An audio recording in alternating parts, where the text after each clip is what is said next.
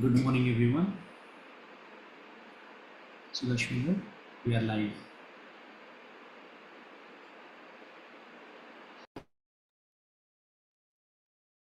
Namaste and a heartfelt pranams to all respected elders and dear brothers and sisters, friends.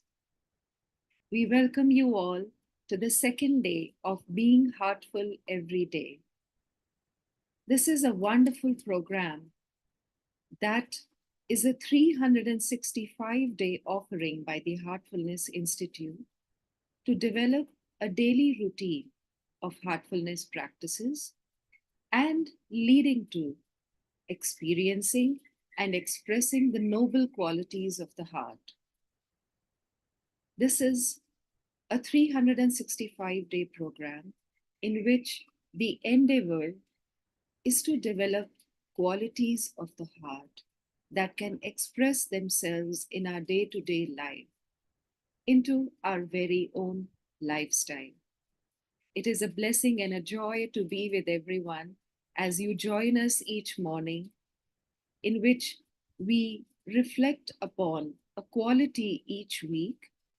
We do an inspirational reading, and then we go through a heartful activity that helps us deepen and imbibe the quality of that week. We will be meditating together each morning, after which we will deepen the condition that we will acquire in the meditation and then write in our journals. So, why are we doing all of this? We recently celebrated the 125th birth anniversary of the founder of Heartfulness, Pujya Sri Ramchandraji Maharaj of Shahjahanpur, whom we affectionately call Babuji. This 365-day program is like a grateful offering so that we can live the qualities that the heart can express. It was his dear wish that every practitioner of heartfulness be identifiable from a distance by their very being and conduct. So, as we begin to offer to him a transformed self, we are looking towards making each day of this year a celebration of his birth anniversary. So, as we work with the quality of acceptance this week, we read the fifth principle from A User's Guide to Conscious Living yesterday. This is an article by BHED Daji, the Global Guide of Heartfulness, and we read about truth and authenticity yesterday. Today, we continue our reading to see where it takes us in our understanding. To spread truthfulness, we don't need effort or external force, just as to love someone, we don't need effort.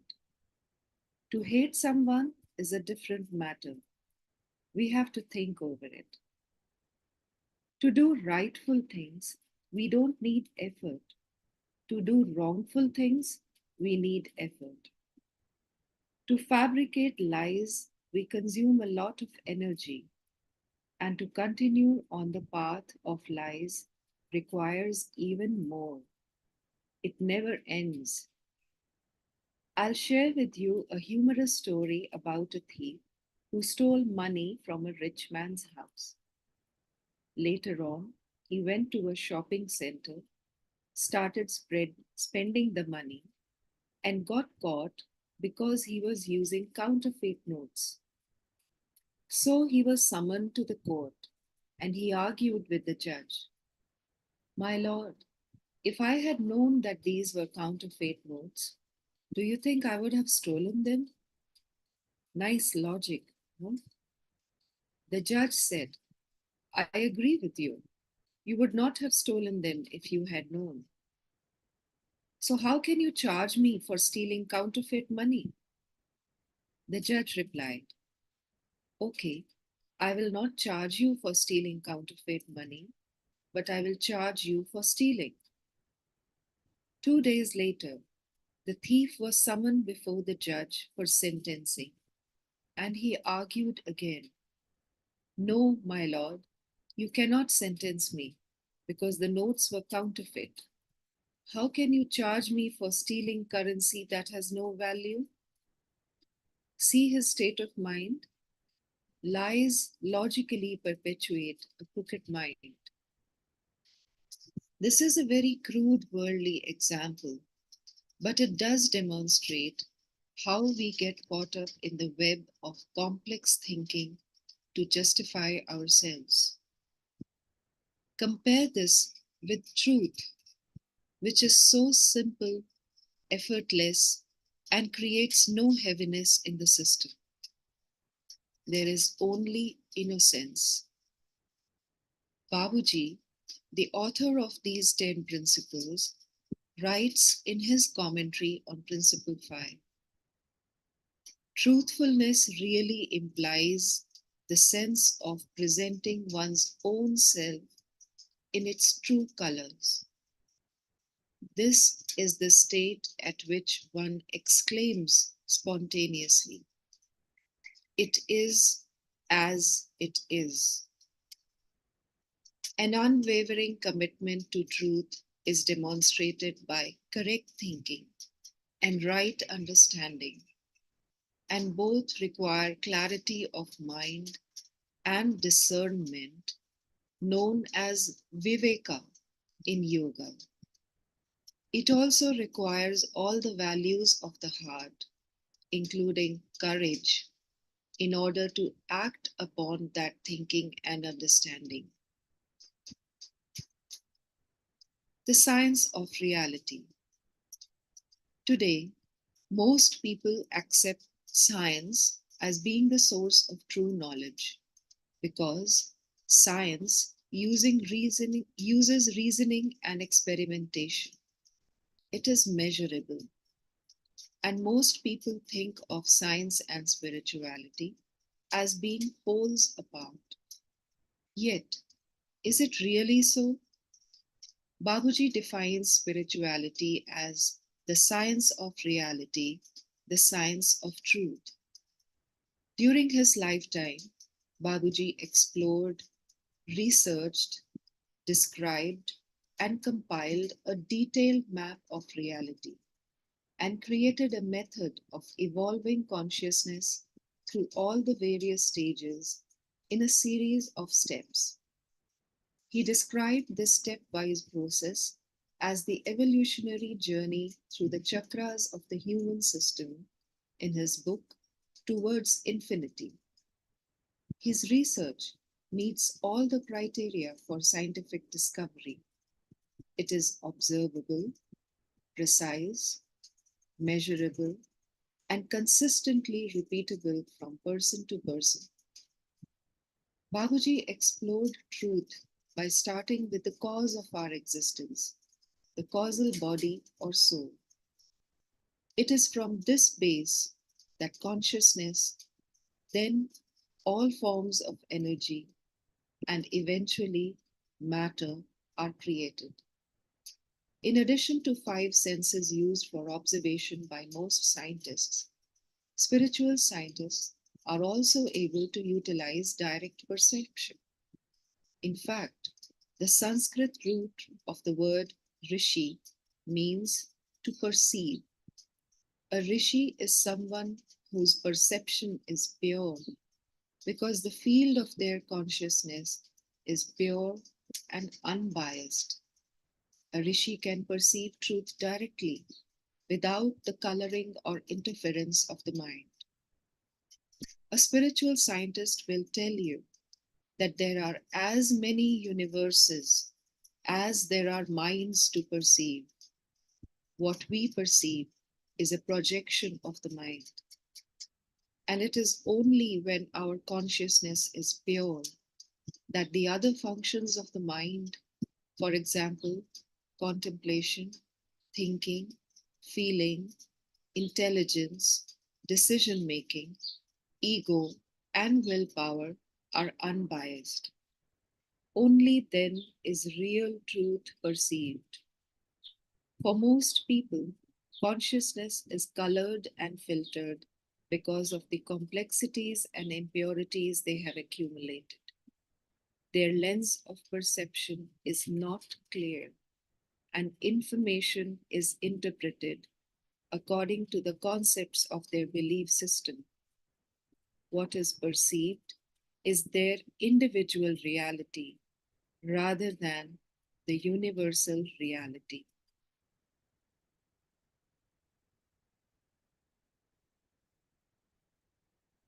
This is the very basis of truth that we have just explored in this reading. Let us all go back and revisit this reading of today through the Heartfulness app, where this reading is available in the form of a PDF. We are reading this literature to gain a depth of understanding. Let us make it our endeavor to read this over and over again whenever we may find some time during the day, so that what is being guided can be absorbed and reflected upon in its true reality. And it is now time for the heartful activity of the day. We know that the quality of the week is acceptance, and today we will do an activity on self acceptance. As a first step, let us assess, reflect, and pen down in our diaries aspects, attributes, or qualities of ourselves that we feel satisfied with or would like to celebrate or feel grateful for. In the next step, let us practice self acceptance. Let us sit quietly, connect to our heart, and give ourselves a hug with feelings of cherishing the person we are. As we rest quietly in this pose for a while, we will see that this can release feelings of anxiety, sadness, and persistent thoughts of difficult situations or hurt given or received. As a third step, let us act and express this quality of self acceptance. If there is someone who we believe inspired us to the quality of acceptance, let us reach out to that person in thought or action and express our appreciation or gratitude to them. Accepting the self is very important. We urge one and all to practice this activity today at any point of time. This activity is also available on the Heartfulness app, as well as it is there in the description of the link to this YouTube session that we are attending. Let us now prepare ourselves for meditation.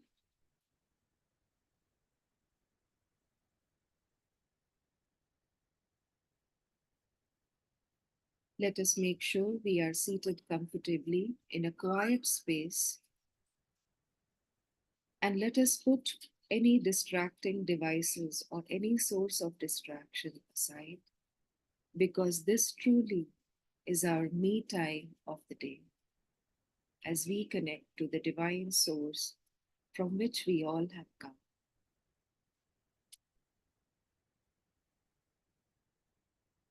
So let us sit comfortably with eyes gently closed.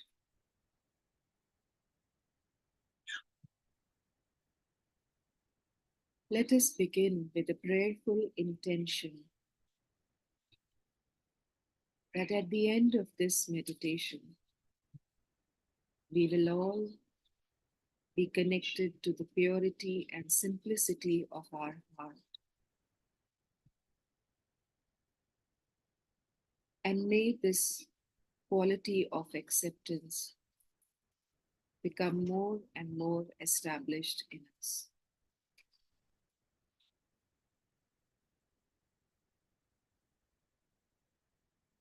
Let us connect to the source of divine light in our.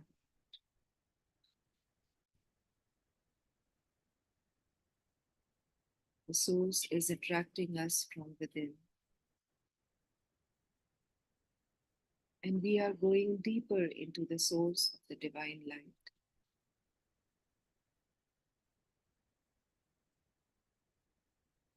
If any thoughts arise, just let them be. Gently remind yourself that you are meditating on the source of the divine light in the heart.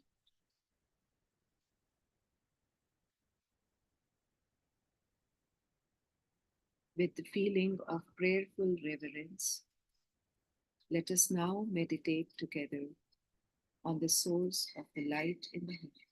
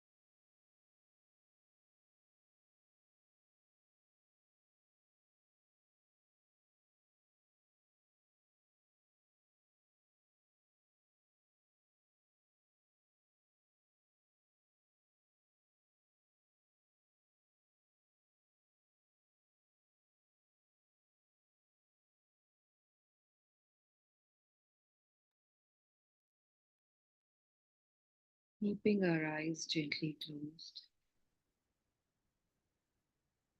let us remain absorbed for a few moments.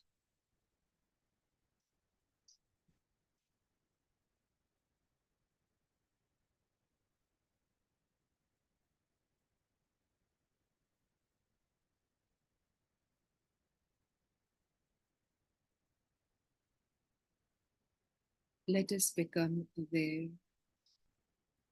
of this inner condition that has been gifted during the meditation.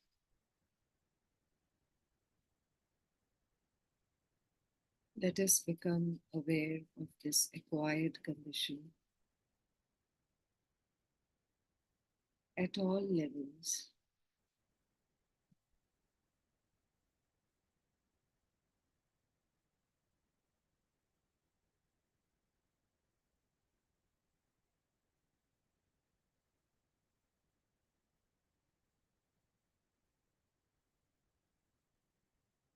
Feel it at the physical, mental, and emotional level.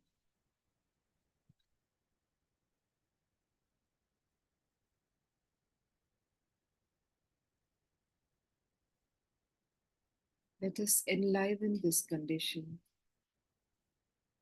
and relish it with the feeling of gratitude.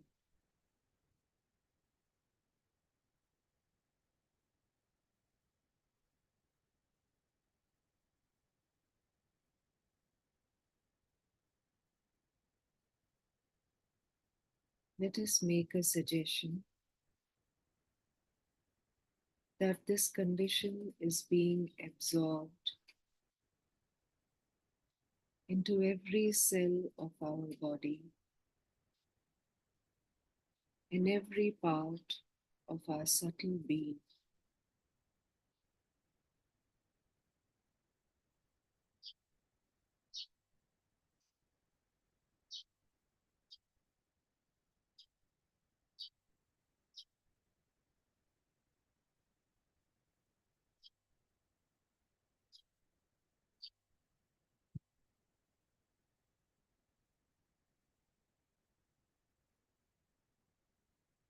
Let us now make a suggestion that we have become one with this condition and it is spreading all around us into the surroundings.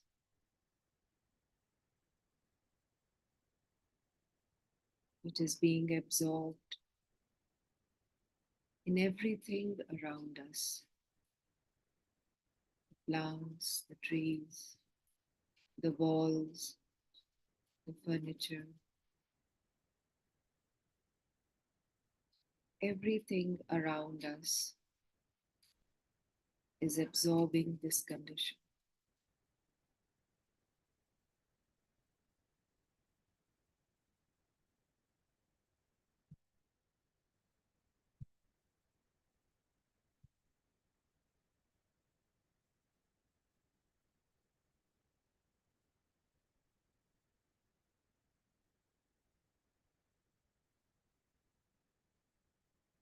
Let us make a suggestion that we are now dissolving into this condition.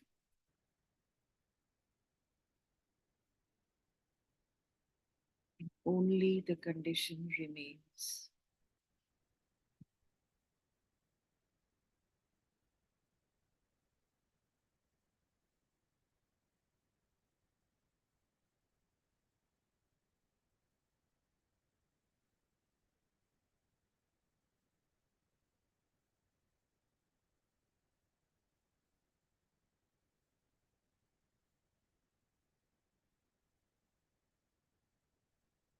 Let us now gently open our eyes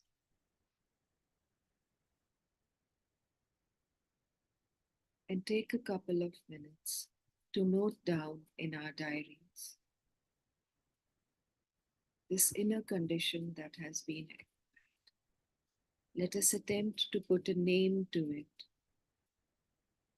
to give it a vocabulary, and also note down any guidance that we may have received during the meditation.